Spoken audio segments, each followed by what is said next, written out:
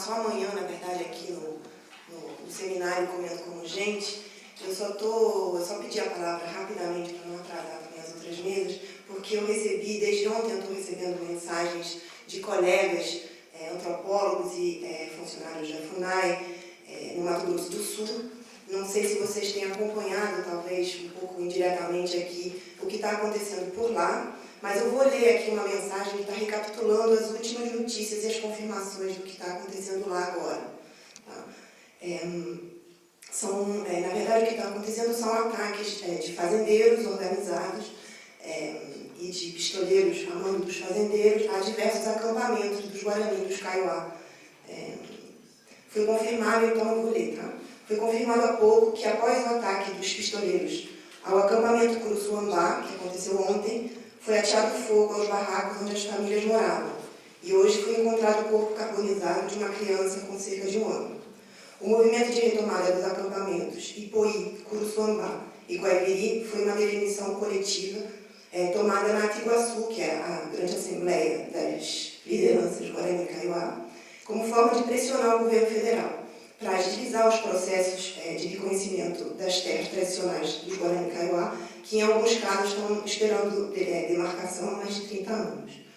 Atualmente, então, todas essas áreas ocupadas pelas famílias estão sob ação de reintegração de posse, conforme o Ministério Público vem veiculando. Essas notícias estão na internet agora. O ambiente na região, então, está muito tenso. Tá? A Globo local já publicou uma matéria onde se vê imagens do acampamento incendiado e caravanas de caminhonetes com gente armada cercando os acampamentos. Tá? Enfim, os ataques também estão dirigidos, ameaças diretas contra servidores da FUNAI da região e antropólogos que coordenam os grupos de trabalho de identificação e delimitação das terras indígenas da região. Hoje, o deputado Paulo Pimenta, que é presidente da Comissão de Direitos Humanos da Câmara Federal, está em comitiva agora, nesse momento, para acompanhar e mediar a tensão na região. Vocês podem acompanhar mais na página da Atiguaçu e nos outros meios de comunicação de aliados dos povos indígenas. É isso. Obrigada.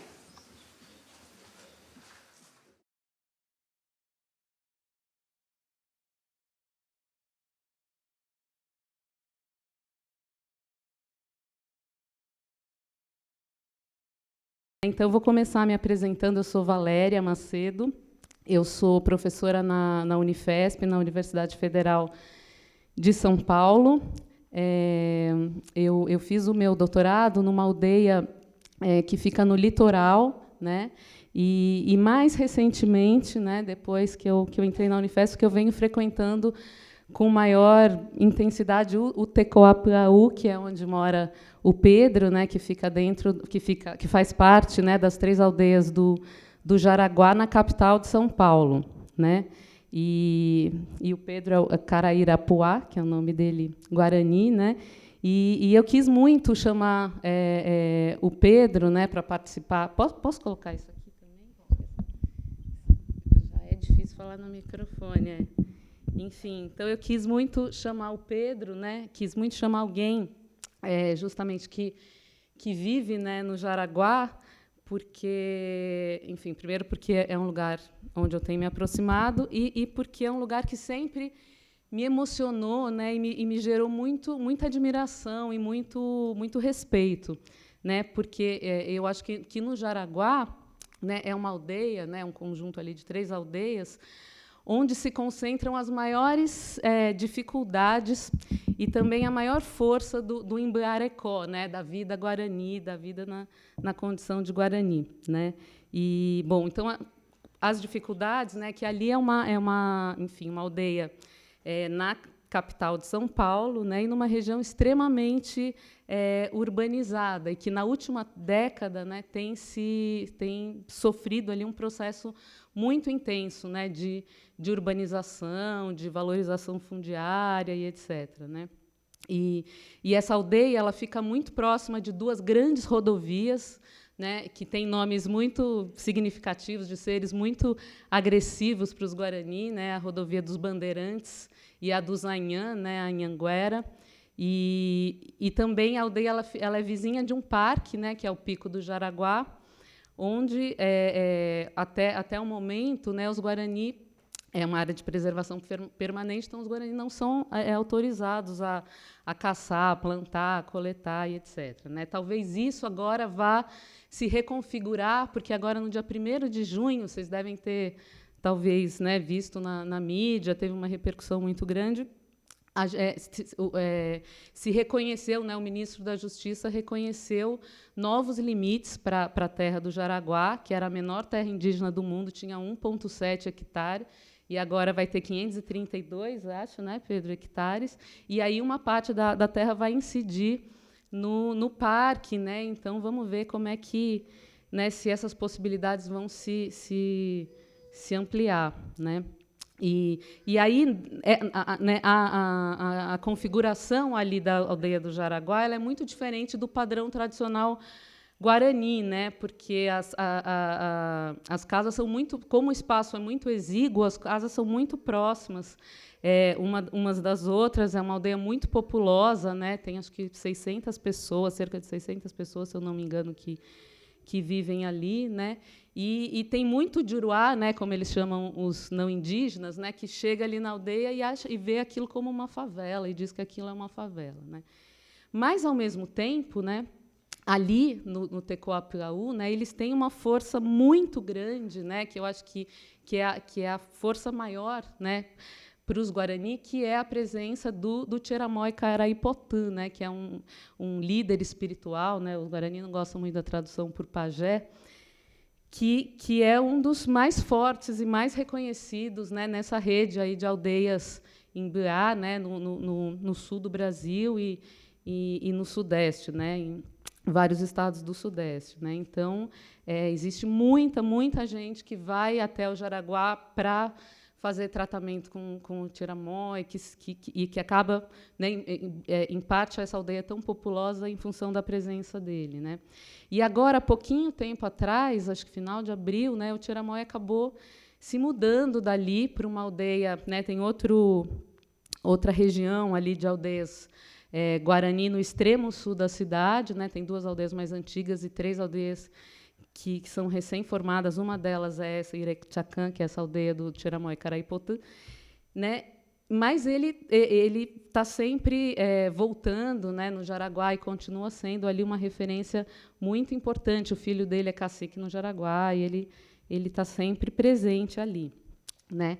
Então, a vida no Jaraguá, né, eu acho que é um exemplo de como os conhecimentos, né, de como fortalecer o corpo, as relações, né, que fazem os parentes e que circulam, né, nessas aldeias Guarani, né, como eles também circulam, como eles se fazem presentes no Jaraguá, né, mesmo o Jaraguá sendo uma dessas aldeias em que as condições de exercer essas práticas de conhecimento elas são mais desafiantes, assim, né?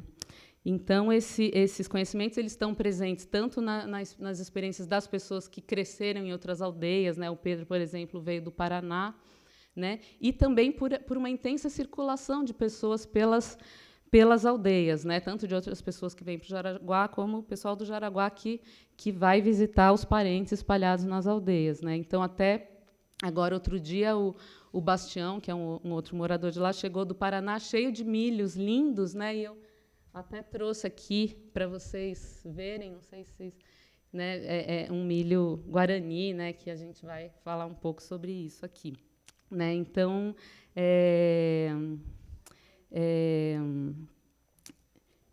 enfim, então já vou entrar aqui no assunto do milho, né? Como a Tânia falou, a gente teve o sal, a gente teve a batata, a pimenta, e agora acho que a gente chegou a hora do milho, né?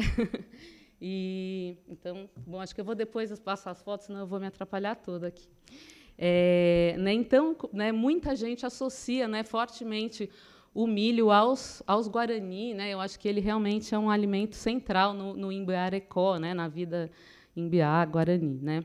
E, enfim, eu não vou discorrer muito, né, sobre os tipos de milho e das várias comidas que podem ser feitas com milho. Acho que, né, isso eu combinei que o Pedro vai falar mais sobre isso, né? Mas, enfim, existem muitas espécies, né, muitos tipos de milho, né? Então tem o Auati-1, que é o milho preto, o Auati-Pitã, que é o vermelho, Paraí, Taquá, Oú, Tií, vários tipos diferentes. Tem uma riqueza muito grande, né? Assim como vocês falaram da maniva lá no Rio Negro e tudo mais, né? Então acho que tem essa super riqueza, assim, né?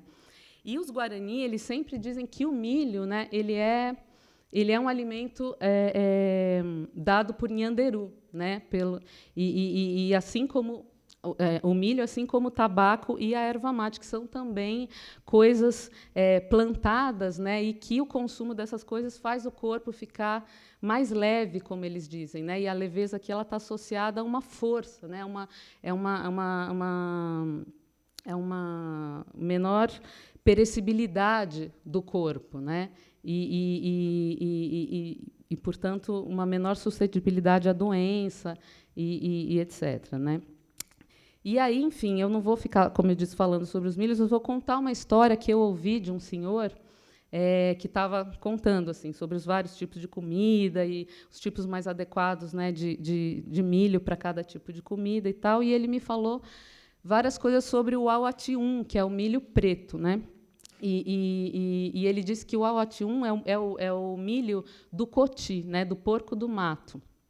E o coti, por sua vez, é um animal cujo o dono, né, é Nhanderu-Miri, né? São os Nhanderu-Miri que são, né, os Nhanderus são esses habitantes, né, imortais de aldeias celestes, né, que enviam os Nheé para os Guarani, né, os Nheé, que essa palavra de tão difícil tradução, e o Pedro agora no hotel falou que fez uma definição que eu vou repetir aqui para vocês, que ele falou que é como o motorista de um carro, que é o nosso corpo, né, que sem o motorista o carro não consegue ir para lugar nenhum, né? Enfim, e os Nhanderu-Miri eles já foram gente guarani, né? Eles eram humanos, mortais, perecíveis, e eles conseguiram uma transformação, né, no seu corpo, que o corpo ficou tão leve e que ele se tornou imperecível, imortal, e aí os Nhanderu deixam, né, de viver nessa terra, né, onde tudo definha, e vão viver acima das montanhas, né, na terra em que nada perece, que nada estraga, né, o Umaran-e-um. E aí esse senhor Guarani me explicou que o Auati-1, né, é um dos milhos bons para fazer caguidu, né, e aqui de novo a gente volta para a bebida fermentada, né, que eu acho que é uma das grandes, né, conexões aí de todas das apresentações, né. Só que no caso do caguidu, né, diferente do cauim, do caxiri que vocês comentaram, né, ele não é muito embriagante, né? Ele tem uma fermentação que não faz ser uma bebida para se ficar embriagado, mas é uma bebida com um grande potencial transformativo, né? Ele aliado, enfim, à dança, ao canto e ao petã, né? ao petinguá, o tabaco, né? Ele tem esse grande poder transformativo também, né? E dizem que o alimento básico, né, daqueles que conseguiram Ijaguijé, né, que são os Nhanderu-Miri, que conseguiram essa imortalidade, era o caguidu, e né, eles praticamente só se alimentavam de milho, né? Alguns dizem que eles também comiam alguns tipos de caça, né? Não existe um conhecimento, enfim, canônico sobre isso, mas era basicamente milho, né? E aí esse senhor me disse que o Auati-1, né, ele é muito bom para aqueles que estão em resguardo, né? Por exemplo, quem está com um filho pequeno, recém-nascido, porque ele faz com que a pessoa se torne invisível, né, imperceptível para os donos ali de diferentes domínios dessa terra que podem né, para quem esse pessoal em resguardo está mais vulnerável, né? Está com perigo de passar a se aparentar com esses outros, né? E aí ele me contou que tem um modo, né, de preparar a carne de caça que mesmo as pessoas que estão em resguardo podem comer a carne se preparada dessa maneira que ele me explicou, né? E ela é preparada com o aoati-1, né? Então ele disse que a expressão que ele usou para mim, né, que o aoati-1 serve para embotar a carne, né? Ou seja, ele neutraliza a força, né, a subjetividade do espírito dono do animal que foi caçado, né? Então, né, para além, né, dos casos, né, desse caso em que ele conta esse preparo com o aoati-1, né, existe entre os guaranis sempre esse investimento de controlar a possível retaliação do dono do espírito do animal, né, desde o momento da caça, né? Então, os guarani muito raramente caçam com arma, né? Às vezes eles usam arco e flecha, acho que para caçar passarinho, né? Mas a maioria da caça guarani é por armadilha, né? Mondé, nhoã, que são... depois a gente vai mostrar uma foto, né? E os guarani dizem que quando o animal cai na armadilha, é porque o dono já deixou, já permitiu que aquele animal fosse caçado e comido, né? E também a armadilha, dizem, ajuda o caçador também não ter muito contato com o sangue do animal na mata, né? Que pode ser muito perigoso, né? Tem um potencial ali transformativo bastante grande, né? Então, um assunto, né, muito, assim como o feitiço, né, é um tema ali muito premente no Xingu, nos Guarani também, né, mas uma coisa que os Guarani comentam muito, né, Pedro, são os casos de Djepotá, que eles chamam, né, que são casos em que um dono, né, geralmente é um animal, mas não necessariamente pode ser outro ser também. Eles falam muito de onça, de peixe, de sapo, né, mas uma grande variedade de seres ele pode capturar, né, então incorporar, como ele falou, né, capturar o corpo afeto mesmo, né, do sujeito e aí o sujeito passa a experimentar o mundo como aquele ser, como aquele animal, né, e os Guarani contam muitas e muitas histórias sobre Djepotá, então esse tipo de caça evita isso, né? E aí, além, né, dessa questão da armadilha, também existe uma coisa muito recorrente, não só em relação à caça, né, mas de jogar fumaça em cima do animal, né, de jogar a fumaça do petu para também neutralizar esse potencial, enfim, patogênico, agressivo que esse animal caçado pode ter, né? Então, voltando, né, ao caso lá do preparo que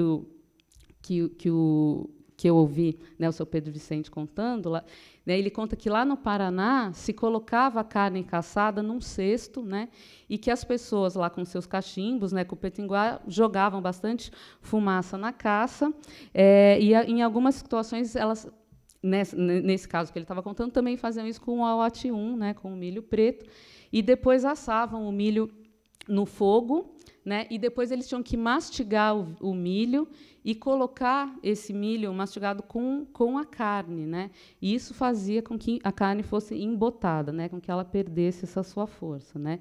E aí eles iam colocando a carne no fogo, né? E ele conta que enquanto eles colocavam os pedaços da caça no fogo, eles tinham que falar o nome de alguns animais que ele disse assim que são animais que gostam de carniça, né? Mas ele falou o nome de predadores, que são tiuí, que é onça, jaguá, que é cachorro do mato, né? Uruú, que é urubu. Então, falava esses nomes de animais predadores e no final, eles diziam, eu te como também, né? Uma. E depois já se podia comer a carne, já era permitido, né? Então, assim, eu achei legal contar. Eu gostei de aprender essa história. Nem sei se eu acho que essa prática não é uma coisa super difundida, né? O Pedro falou que ele nunca presenciou isso. Eu também não presenciei. Eu ouvi essa história desse senhor, né? Mas, enfim, assim, né, se comendo, eu como gente, né? Já que os animais têm donos, né, têm espíritos, né, eu acho que um aspecto importante do milho e da fumaça do tabaco é que eles são formas de desgentear essa gente que eu como, que é a caça, né. Mas o milho, né, e isso, né, os Guarani dizem muito enfaticamente, ele também tem os seus poderes transformativos, né? Então, como eu disse, os Nhanderumiri quase que só se alimentavam de coaguidu, né, a bebida fermentada, e por isso eles experimentaram essa transformação, né, de virar Nhanderu, né? Então, enquanto a carne pode alterar o corpo e a pessoa, né, se aparentar com o animal, se você só quer comer carne, alguma coisa está estranha e você está podendo estar se aparentando com o animal, né, o milho também ele faz com que você vá se aparentando, né, com Nhanderu e possa deixar, né, de viver entre os seus parentes para ir viver acima das montanhas, né? Tem muitos casos antigos, né, de tiramói que sumiram, né, que desapareceram. Mas, enfim, para aqueles que não estão nessa busca, né, comer como Guarani, comer como gente Guarani, né, não é só comer milho, só comer coisa plantada, nem só comer carne também, né?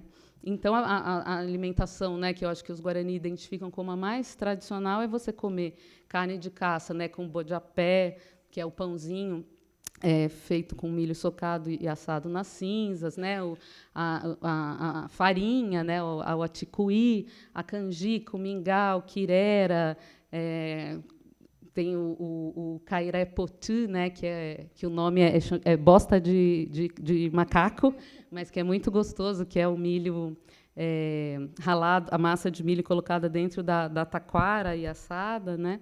E então, enfim, né, eu acho que essa é a comida de quem está vivendo aqui nessa terra, né, em que as coisas perecem, mas que você tem essa conexão com o Nhanderu, né, e com os parentes espalhados aí nessas aldeias, no meio das fazendas e das rodovias e das cidades, etc., né? Então, o corpo dos Guarani tem essas forças, né, da carne, do milho, e o petu, o tabaco, o caá, né? Então, né, fazer parentesco é por isso, né, como a gente vem conversando aqui, comer junto, dar de comer e receber alimento do outro, né? E aqui, claro, importa tanto o que se come, né, como a gente comentou, como também como se come e com quem se come, né? E aqui eu chego no Jaraguá, né? Vou para o Jaraguá, onde a maioria do que se come na aldeia é comida industrializada, né? Comida comprada ou recebida dos Juruá, né? Então, como eu disse para vocês, no finalzinho de abril, o Tiramói Caraípotu, ele acabou se mudando para um lugar novo porque ele queria ir para longe da cidade, queria viver num lugar mais tranquilo, mais perto da mata, né, mais longe da cidade, etc., né? E aí algumas pessoas mais próximas da família dele o acompanharam, mas muita gente, claro, ficou ali no Tecoapiaú, primeiro porque a terra está em processo de reconhecimento, é muito importante, né, garantir essa terra, que é uma terra guarani, né, e o Tiramói, enfim, tem muitos sonhos, muitas, né, aquela terra é uma terra muito importante para os Guarani. E também, claro, hoje em dia, né, muitas pessoas com cargos, salários, etc.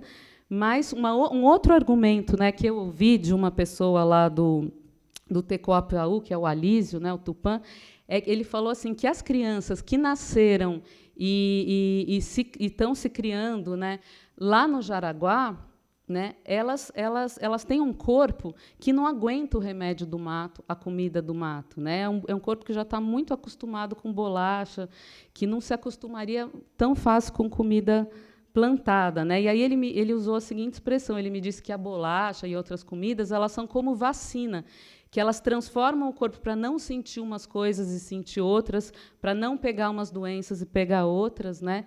Então, por isso, não dava para todo mundo ir se mudando de uma vez por todas lá para Iretiacã, para essa aldeia nova, né? Então, o corpo das pessoas que comem a comida vinda do Juruá, que é o não indígena, né, é um outro corpo, né? E dizem que hoje em dia não se tem mais o Idiagudjé dos Nhanderumiri por causa dessa, né, do excesso, né, de óleo, de sal da comida dos brancos, né? Mas, ainda assim, né, o corpo desses Guarani não é um corpo de Juruá, né? Longe disso, né? Porque, enfim, não se come como os Juruá, nem com os Juruá, né? Você pode estar comendo macarrão, arroz, feijão, mas quem fez aquele alimento foi um parente, né? E com quem está comendo junto é parente também, né?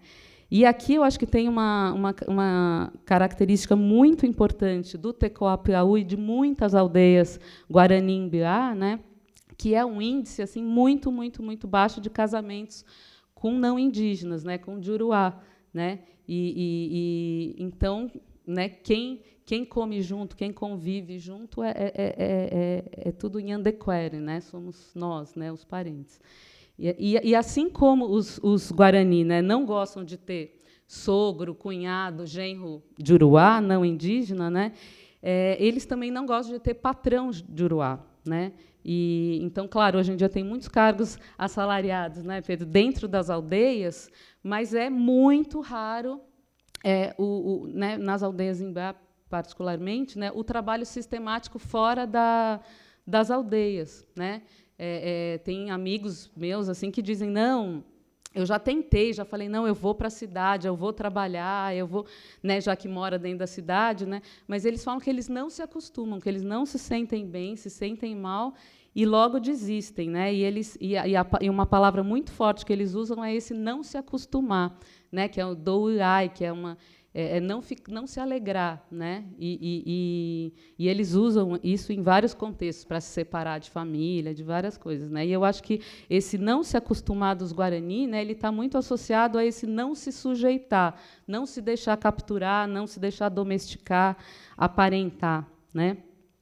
Então, por isso, entre os Guarani, né, o comércio, o artesanato e, hoje em dia, também palestras, apresentação de coral, é uma alternativa muito melhor do que ser empregado de Juruá fora da aldeia, né?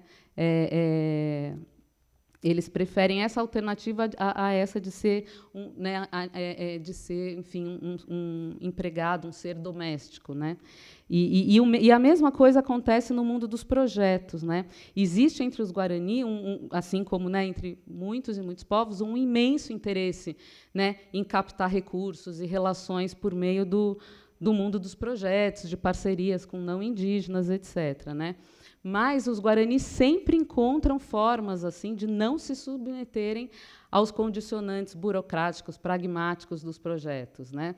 Tem muita gente assim que já trabalhou com vários povos indígenas e dizem que com os Guarani é o que eles acham mais difícil assim de enquadrar os Guarani né, enfim, nas regras ali dos projetos, né? Então os Guarani eles sempre dão esse jeito de posicionar os Juruá como provedores, mas jamais como domesticadores, né? Eles não são xerimbabo de branco, né? Também, né, ligado a isso, uma vez eu estava lá no Jaraguá, umas 4h30 da tarde, aí tinha uma família, né, que tem uma cozinha, assim, que é uma área comum, que eles comem, um pessoal de um núcleo familiar de várias casas, e aí eu cheguei e falei, nossa, vocês estão comendo só agora, tal. E aí ele olhou para mim e falou assim, não, esse negócio de ter hora para comer é coisa de empresário e de empregado, né? E assim como os empregados, né, os animais de criação para consumo, né, como os porcos, as galinhas, as vacas, né, são associados aos Guarani, são associados pelos Guarani aos brancos, né? Então tem histórias ali do começo do mundo, da diferenciação das gentes e tal, em que eles dizem que os Juruá, né, em que esses animais domésticos, né, de criação, eles eram Juruá nos tempos primordiais, né? E tem uma outra história também que associa o Juruá às lagartas, né? Tanto, né, Pedro, que um dos nomes para os brancos dentro da Upu, que é a casa, isso, na casa cerimonial, né, é Biqué, que quer dizer aqueles que vieram das lagartas, né, que são seres que, enfim, que devoram, né, tudo que encontram e se proliferam como pragas, assim, né? Então, diante dessa predação, né, dos Juruá, eu acho que a busca, né, de assegurar uma condição de sujeito entre os Guarani, né, pelo menos foi isso que eu tenho aprendido com eles, que eu tenho, né, o modo como eu tenho visto, tem sido por meio de uma recusa de se estabilizar tanto na posição de presa dos brancos ou de ser domesticado, né, como na posição de se fixar na posição de predador, né? E os cuidados com a caça ali mostram como eles têm uma relação muito cuidadosa também em ocupar essa posição, apesar de ocuparem, né? Então, eu acho que o desafio das relações ali com os brancos é não se deixar capturar, promovendo sempre capturas parciais, né? E eu acho que o comércio, o mundo dos projetos é muito significativo nesse sentido, né? E circular nas redes, né, sem ser enredado. Eu acho que esse é o grande desafio, né, dos Guarani e que eu admiro tanto, né? E é isso que eu tenho, enfim, aprendido com os Guarani, né? Esse não se acostumar. E então é isso. Agora eu vou passar a palavra aqui para o Caraírapuá, Pedro, e muito obrigada. Nhande Carudio, né? Em Guarani é boa tarde, boa noite, né? E eu queria agradecer a meus colegas, né? E meus parentes, né? Por essa contribuição de conhecimento de cada povo, né? E isso me trouxe uma alegria muito grande, né? De estar aqui hoje, porque isso ajuda muito dentro do meu conhecimento, da minha sabedoria.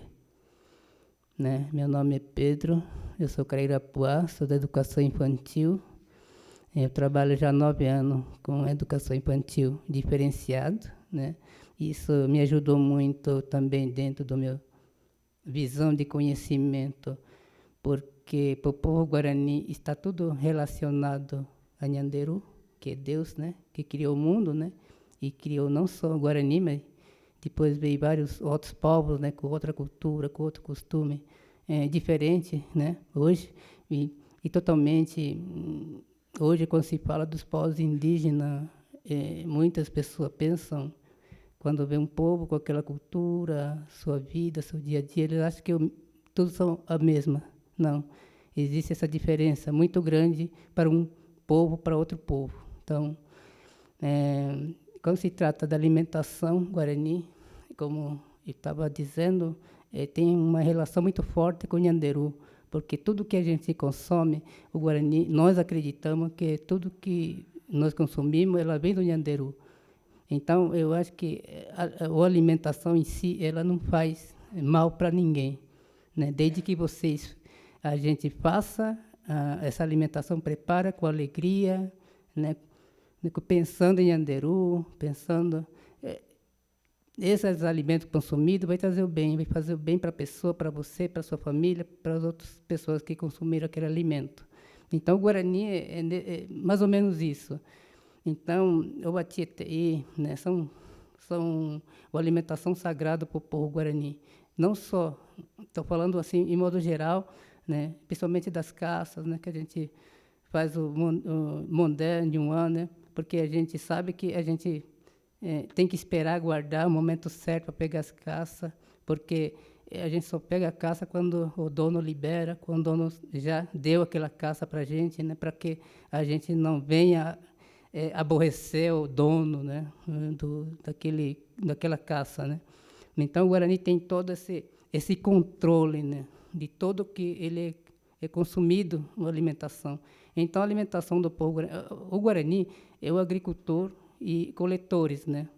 Sempre foi assim, desde o começo do mundo, né? Ele tinha próprios milho, tinha próprio, né, todo, né, o milho, melancia guarani, amendoim guarani, mandioca guarani, que é mandioca, né? E outros tipos de alimento que era produzido, era plantado, né, dentro da aldeia, né? E outros alimentos são colhidos, né, na natureza. Então, a gente tinha um cardápio variado, dependendo do mês, né?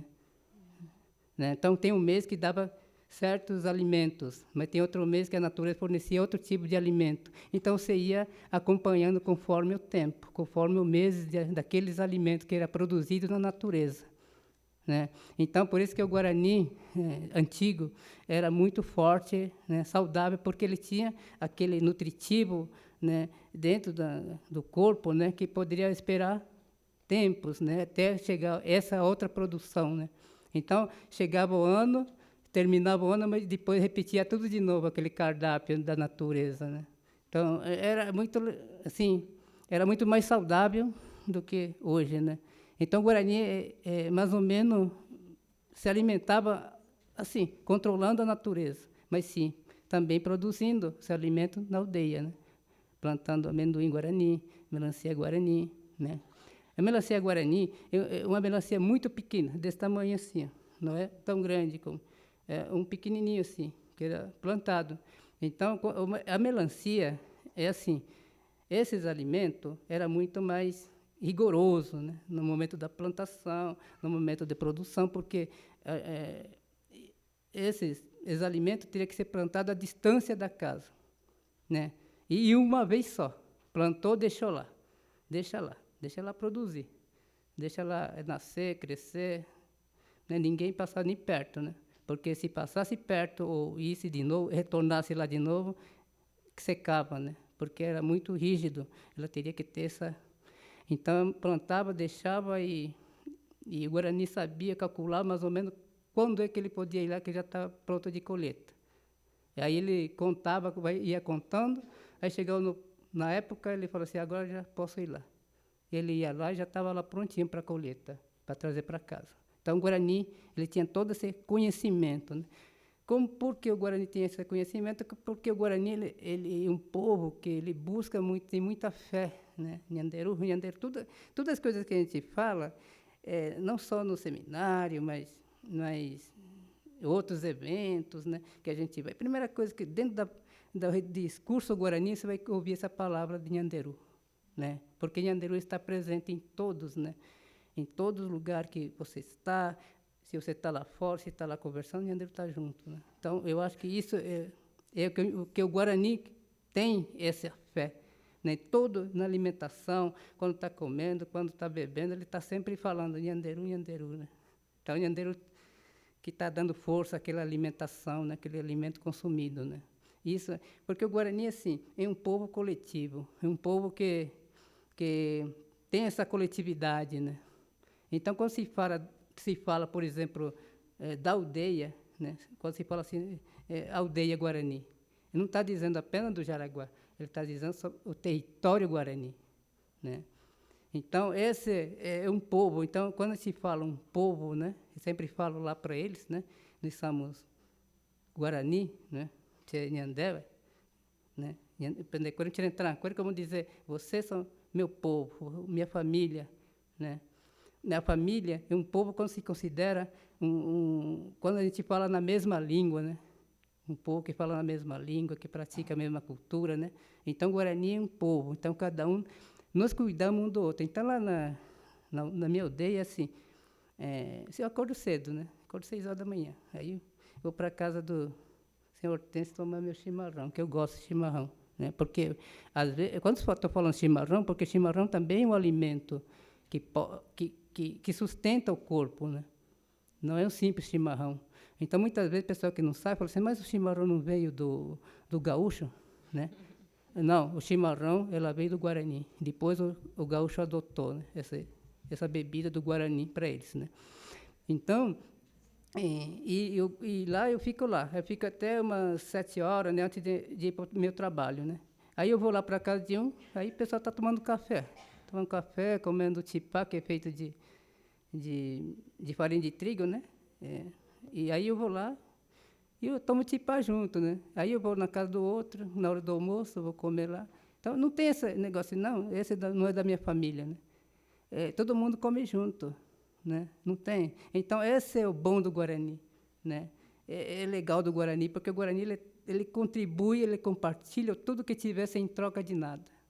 Ele não precisa trocar, né? Eu acho que quando se trata de um povo, é assim, né? Então, quando eu falo do Guarani, eu me sinto muito honrado, né? De ser um Guarani, de ser um povo, pertencer ao povo que tem uma cultura, que tem uma língua preservada, né?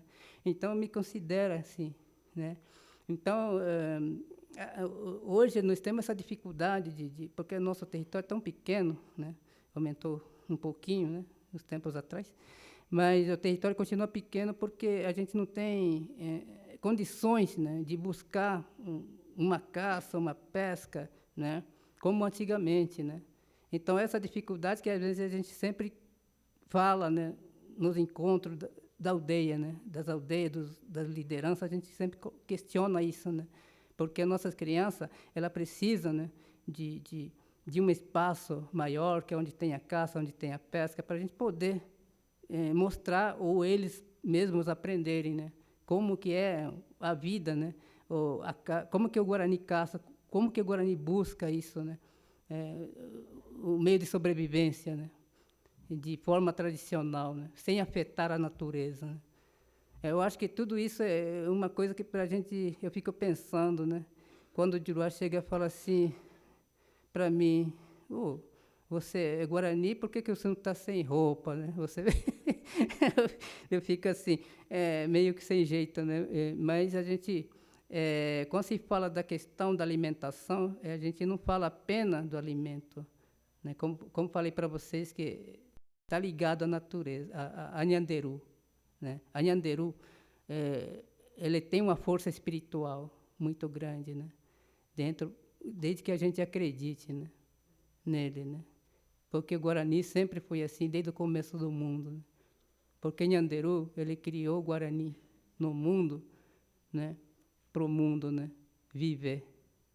E quando eu escutei uma história, um relato de um senhor Guarani, quando eu comecei a pensar assim, eu sou Guarani, mas quem sou eu, né? Quem sou eu? Aí eu fui perguntar para um Guarani mais velho, falei assim,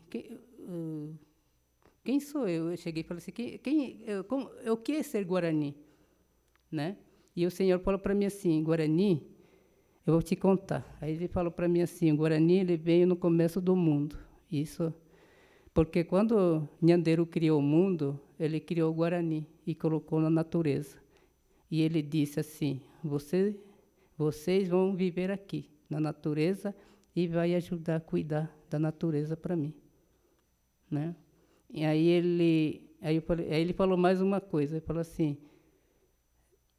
quando o Nhanderu falou isso, e também falou também que Guarani, para o Guarani assim, vocês não vão ter nada, não. Vocês não vão ser ricos, vocês não vão ter dinheiro, vocês vão passar por uma dificuldade, né? Mas fiquem sabendo que vocês são minha criação especiais. Aí eu falei assim, mas por que essa criação especial? Ele disse assim, porque o Guarani é o pilar do mundo. Porque vocês são o pilar do mundo. Enquanto tiver Guarani no mundo, nada vai acontecer. Então, hoje, eu fico pensando, quando o Tiramões disse isso, eu me senti tão assim, sabe? Eu falei assim para mim mesmo, né? Além de ser, eu sou um Guarani, né? Pertencer ao povo Guarani, e você ter essa missão de cuidar do mundo, isso é muito... Eu sou pilar do mundo, e meus filhos são pilar do mundo, meu povo é pilar do mundo. Essa missão é muito grande. Nós temos que mais cuidar, nós temos que mais que preservar nos nossos alimentos, no nosso conhecimento, na nossa sabedoria, né? Então, uma coisa que é muito forte, né? E que a gente, né, quer preservar isso, né? Por isso, essa força. Né? O Guarani está próximo da cidade, né? O Guarani está próximo de uma quarta ou terceira maior cidade da América Latina. Mas, sim, ela tem a força espiritual muito grande. Não só nos alimentos, mas, sim, essa força que vem de Nhanderu, que é, né?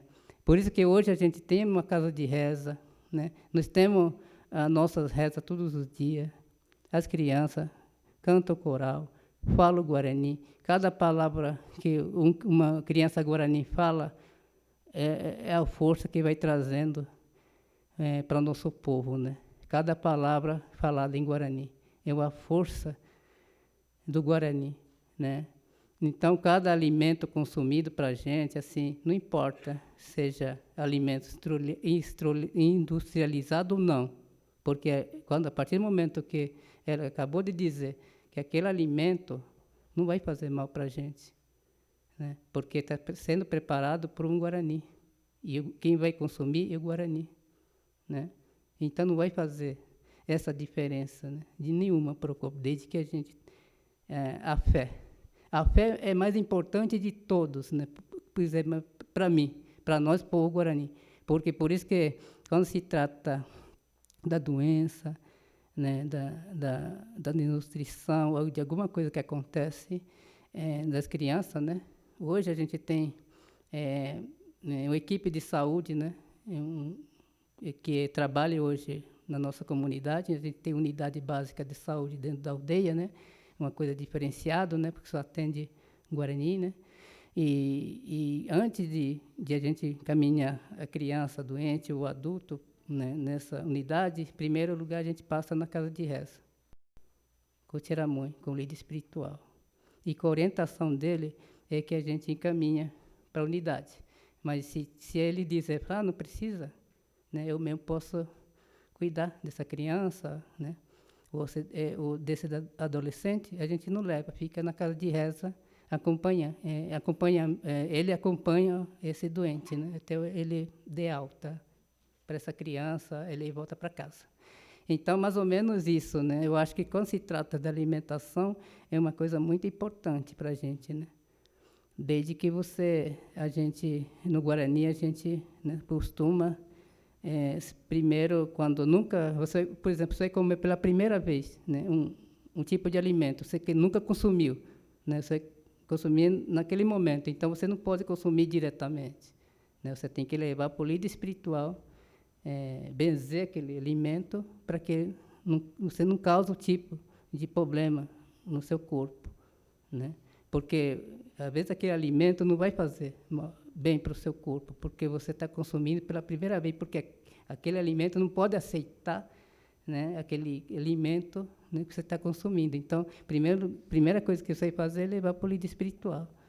Benzer, depois você pode consumir sem problema, que ele não vai fazer mal ou passar mal depois que você consumir aquele alimento. Então, muitas vezes eu vi fazer, o próprio Tiramui fazer isso, né, com os alimentos que... E tem também outros tipos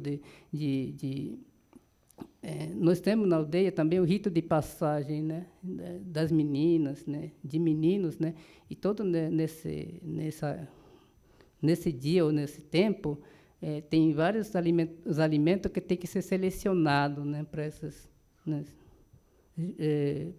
crianças, né, ou pessoal que está nesse rito, né, ritual de passagem, né. Então tem que ter um consumo de alimento selecionado pela própria família, né. Não pode consumir sal, não pode consumir açúcar, não pode consumir óleos, né, esse tipo de gordura, né, porque isso pode causar certas doenças, não naquele momento, não no dia seguinte, mas sim com o tempo. Ele pode sentir algum tipo de doença no corpo. Então, para evitar isso, então eles fazem esses, né, ele tem esse tipo de, como que eu posso dizer,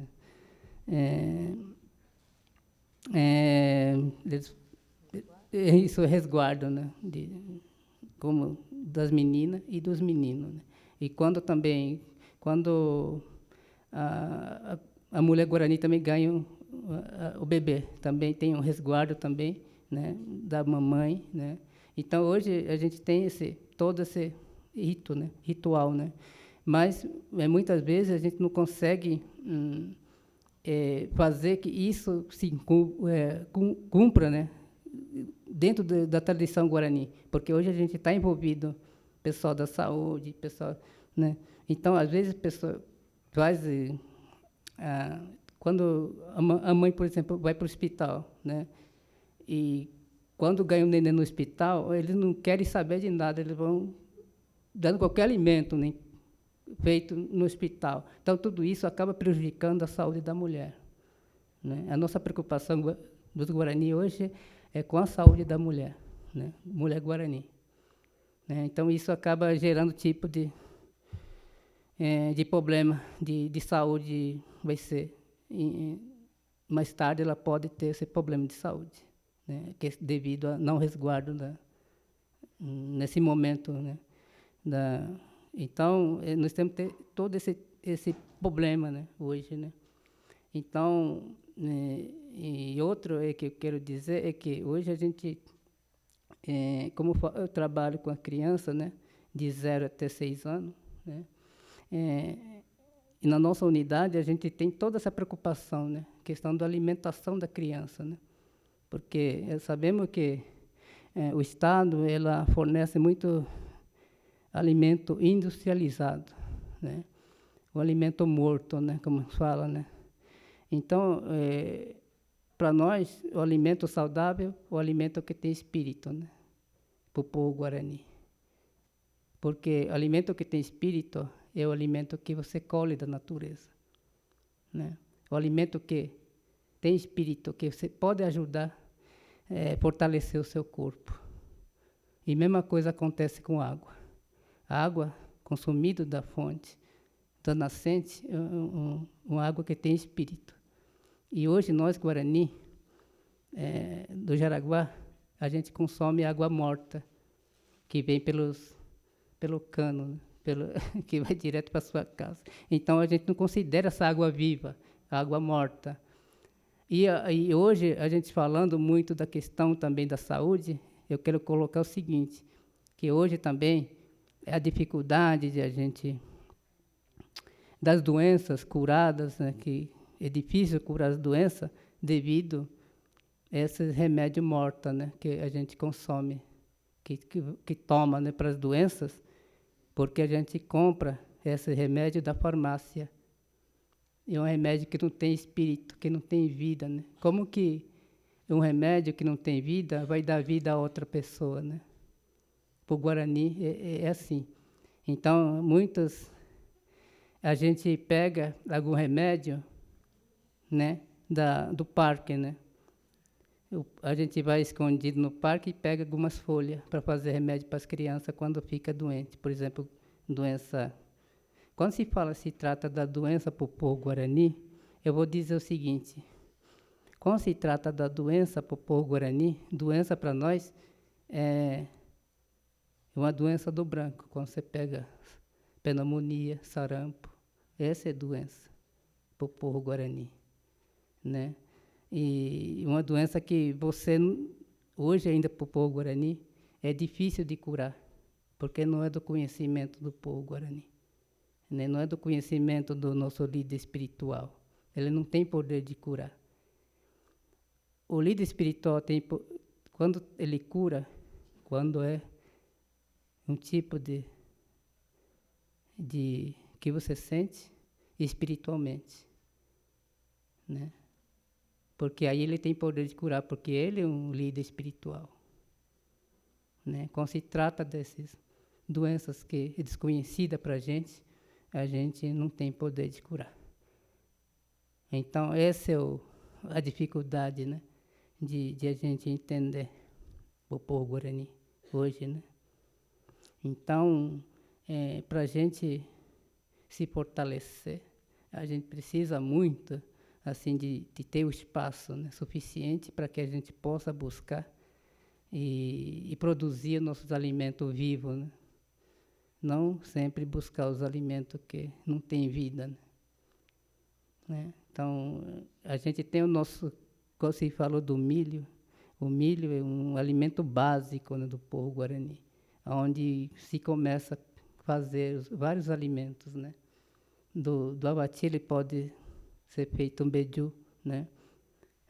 Ele pode ser feito caguidi, ele pode ser feito vários alimentos, né? Só de uma espiga só, do milho, né? Não é só uma. E tudo isso a gente prepara, né, para as crianças. Então, hoje, no CECI, que é o Centro de Educação e Cultura Indígena, a gente tem se preocupado com isso. Então, a gente levou uma proposta para a Secretaria de Educação de eles mandarem só alimentação in natura para as crianças.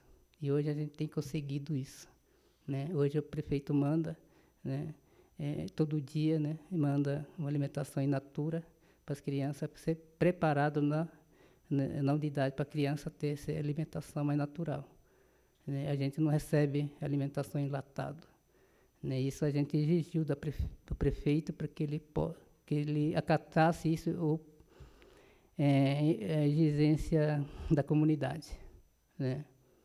Então, isso porque hoje a gente tem essa facilidade, porque dentro dessa unidade a gente tem só Guarani trabalhando, né? Desde o coordenador até funcionário, né? De limpeza, segurança, educadores, né? São todos Guarani, não tem, né, não indígena no meio. Então, isso é muito legal, porque é onde a gente pode exigir cada vez mais uma alimentação mais saudável para nossas crianças, né? E hoje eu também faço parte do Conselho de Alimentação do município de São Paulo, né? E é onde eu levo a reivindicação, alguma reivindicação dos pais, né? Mudança de cardápio, né? Elaboração de cardápio para as crianças, né? A gente mesmo que faz, né? Traz pessoas, conversa como que aqueles alimentos serão preparados para nossas crianças, né? Então, essa preocupação toda a gente tem, né? Com as crianças Guarani, né? E o ano passado a gente concorreu também, né? Educação além do prato do município de São Paulo, né? A gente elaborou um cardápio Guarani, né? A gente chegou a ter 4º lugar, né? Não deu mais para ir adiante, porque a gente sabe que quando se trata da alimentação Guarani, natural Guarani, ela tem vários, né, modos de preparo. Então, tem vários modos de cozimento também. Essa dificuldade, então, muitas pessoas que falam assim, mas não dá, se a gente colocar no cardápio e levar para as escolas do estado, do município, eles não vão poder fazer esse cozimento, porque exige muito de lenha, de fogueira, de cinzas, né, para poder preparar para as crianças, né? Então, devido a esse olhar da dificuldade, é que nosso projeto não foi adiante. Mas a gente ficou muito feliz, né, de participar disso, levar isso para as crianças também não indígenas. Obrigado.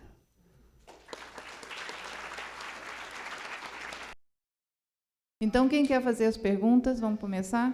Francisco, Thaís, Tânia, terceira, quarta lá. Vamos começar, então? Quero agradecer a fala do parente, e antropólogo também. É uma excelente apresentação, né? E o parente, ele é o professor indígena, né? E, ao mesmo tempo, também ele é o sabedor indígena, e pelo conhecimento que ele está adquirindo com o povo dele. E isso mesmo, tem que ser orgulho ser indígena, mostrar que temos essa identidade muito forte, que não pode sair do nosso coração, na nossa vida, povos indígenas. Mas eu fico muito feliz, eu fico muito emocionado quando ele fala aqui, nesse momento, mas o Deus dele está vendo. Ele fala o nome do povo dele, ele está falando o povo dele lá em São Paulo.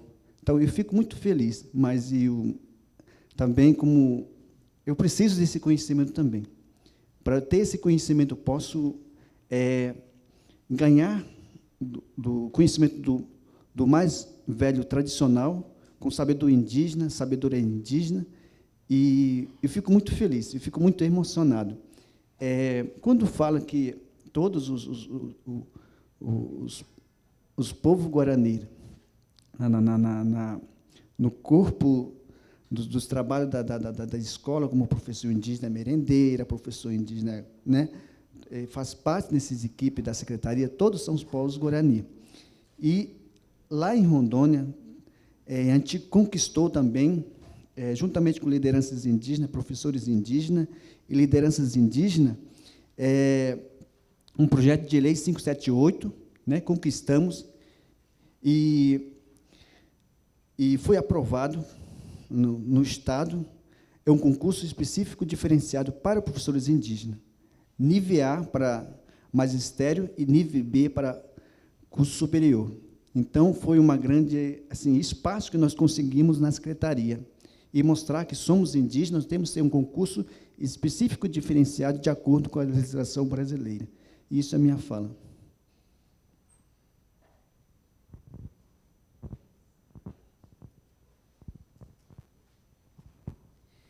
Boa tarde. Eu quero agradecer também a fala inspiradora para todos nós. E eu queria fazer uma pergunta, primeiro, para o Luiz. Ô, Luiz, você falou que os Guarani compartilham sem precisar trocar. É isso mesmo? Eu entendi certo? Então, eu queria... Pedro. Por que Luiz? Eu falei isso. Pedro, desculpa, Pedro. Então, tá certo, né? Eu queria, se você pudesse comentar, você e a Valéria, um pouquinho mais sobre isso, essa ideia de que é compartilhar sem precisar trocar, porque eu acho que, para a gente, pode ser que isso tenha uma proximidade que você está me dizendo que não tem, né?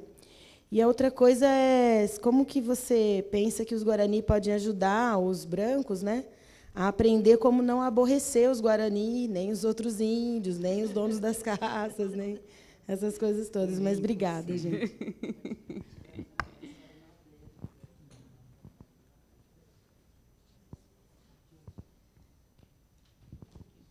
Bem, eu também quero dizer que eu fiquei emocionada com a fala e, assim, eu gostei muito dessa conexão que o Pedro fez entre o ato de pensamento e o ato de alimentação, né? Eu achei interessante isso, né? E para a Valéria e talvez também para o Pedro, eu achei muito interessante esse contraponto existente entre a carne e o milho, né? É o milho aproximando dos Nhanderu, aproximando as pessoas dos Nhanderu, Mirim, e a carne aproximando dos animais. E minha pergunta é sobre a preocupação com a tentativa de se proteger contra o sangue do animal, né?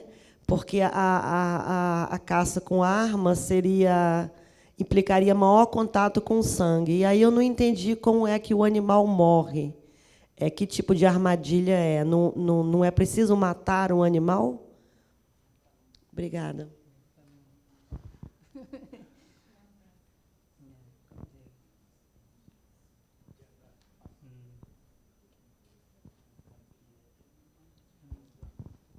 Meu nome é Celeste, é para o Pedro.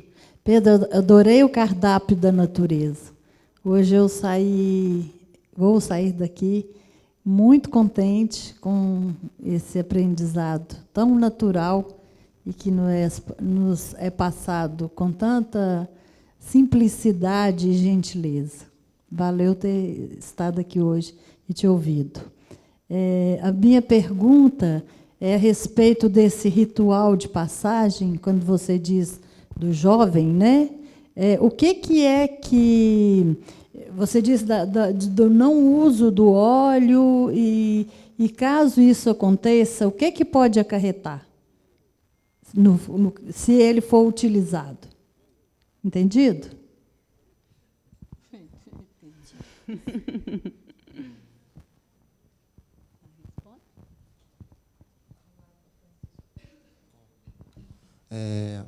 Meu nome é Diogo, eu também vivo com os Guarani, assim, né? E, assim, eu já ouvi a minha pergunta é mais para o Pedro, assim, mas se você tiver, Valéria, ouvido falar também.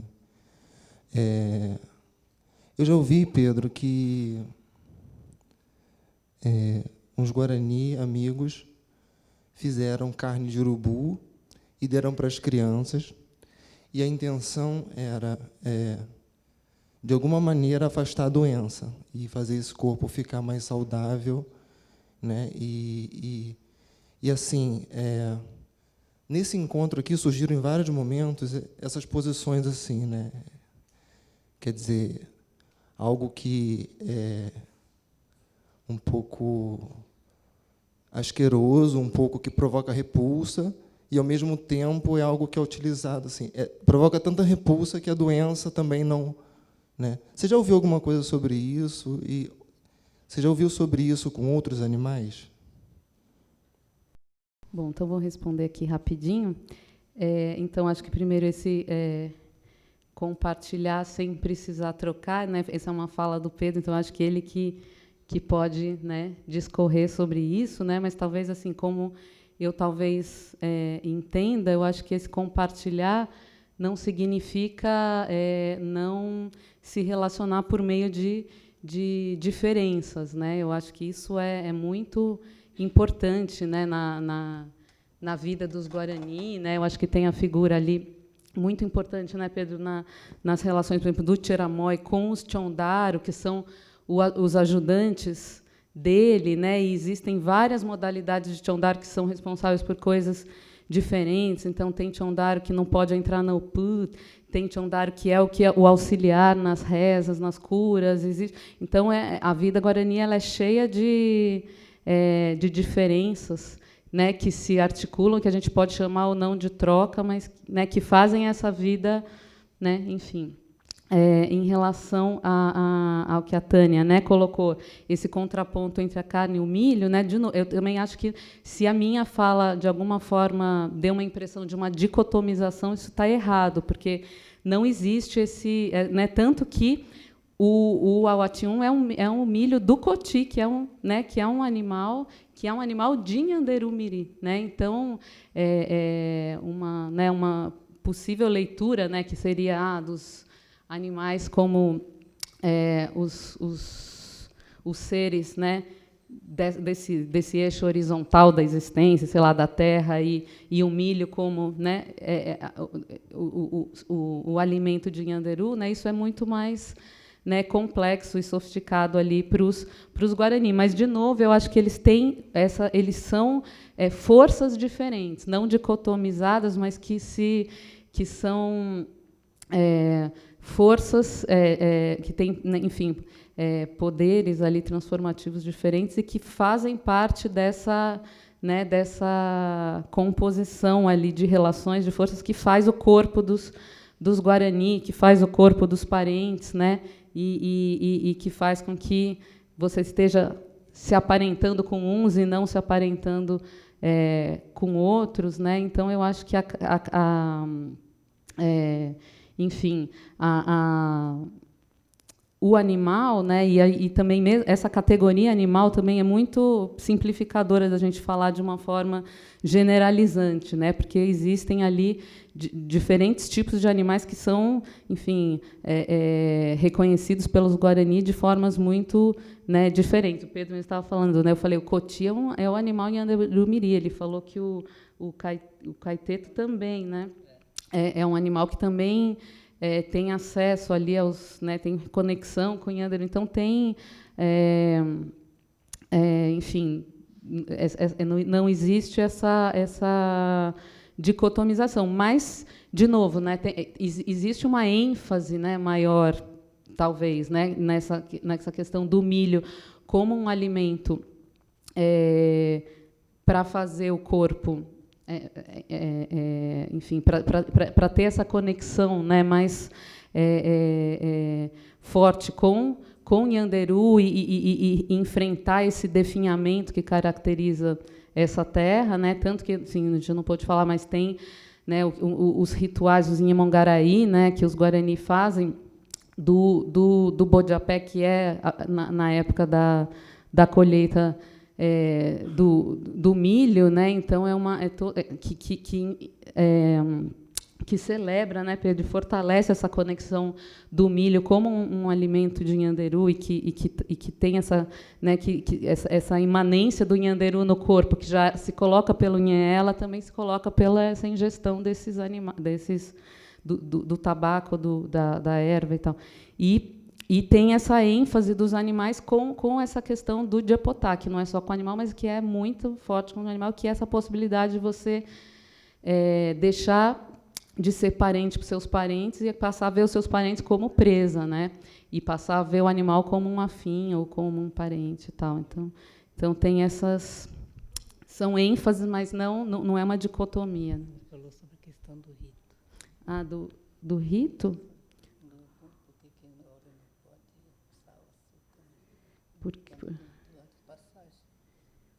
Fala você, Pedro, que você sabe muito mais que eu. Então, eu falei sobre o ritual de passagem, né? Sobre a questão dos alimentos, né? Por exemplo, óleo, sal, principalmente para as meninas, né? Então, isso porque quando a gente fala, né, cunhanguegue coricora, né, que é na menstruação, né, ela pode não ter o controle no futuramente, né, isso vai prejudicar a saúde da mulher. Tá? Por isso, esse controle, né. Então, durante um mês, no rito de passagem, a menina ela não pode, né, consumir esse tipo de alimento, salgado ou muito doce, né, ou muito gordurosos, né, porque isso prejudica a saúde da mulher. Então, por isso, essa preocupação, né. Então, ela fica um mês sem contato, né, só vai cuidar a mãe, né, da mulher, né. Então, ela que vai cuidar durante todo esse tempo. E corta o cabelo também. Né? Corta o cabelo porque também faz parte, né, desse ritual de passagem, né, porque ela vai ter saúde, né, essa é a preocupação para ter mais saúde, ser saudável mesmo. Né? Então, por isso que tem esse ritual, não pode consumir, né, essa preocupação. Então, a gente, como eu quero dizer também que nós, Guarani, nós temos nosso meio de viver, de vida, de pensar, também se trata muito a questão do tempo, né? Divisão do tempo. Então, no nosso conhecimento Guarani, o tempo são divididos em duas, né? Tem o tempo velho e o tempo novo, né?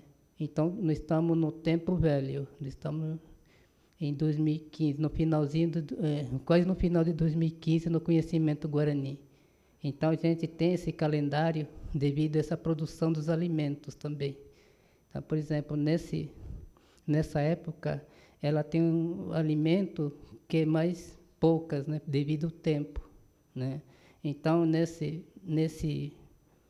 mês, né, nesse tempo, o Guarani costuma ficar mais em casa. Então, ele produz os alimentos durante o ano novo, o Guarani. Então, quando chega próximo do tempo velho, ele vai guardando, vai estocando os seus alimentos. Aí ele vai separando, né? Milho, o jetã, que é batata, manduí, que é amendoim.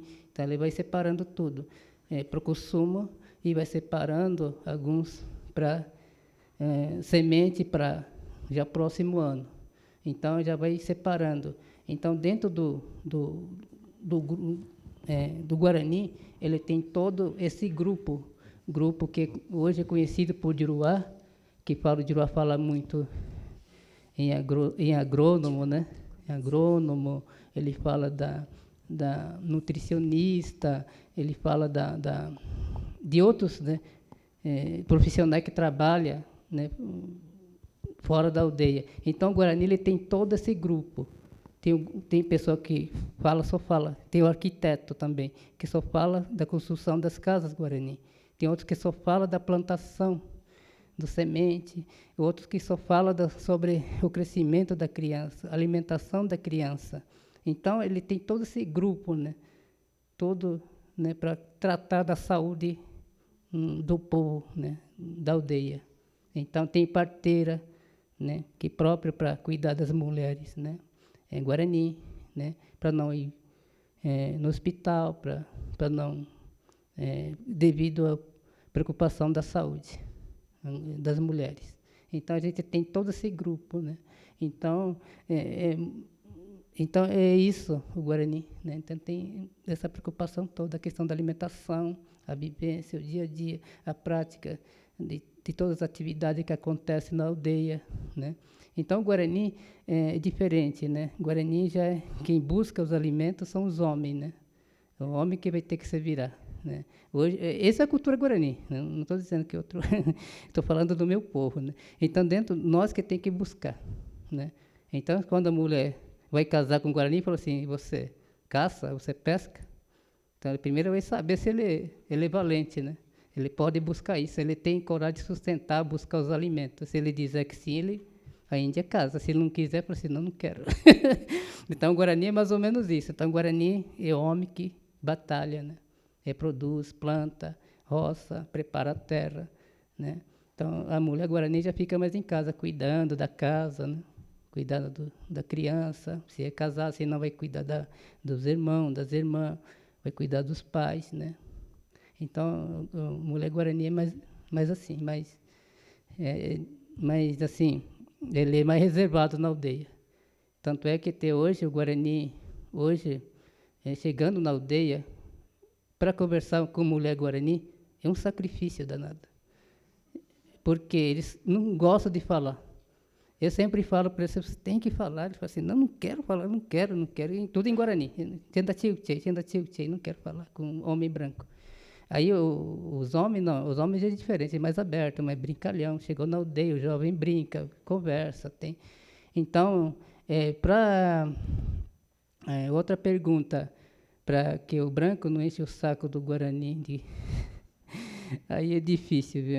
Porque mesmo que você não queira, tem Giruáia que tem que fazer, você tem que conversar. Porque hoje não tem jeito. Porque como a gente trabalha na unidade, apesar de a gente ter todo o funcionário Guarani, mas tem a burocracia que tem que ser feito por não indígena.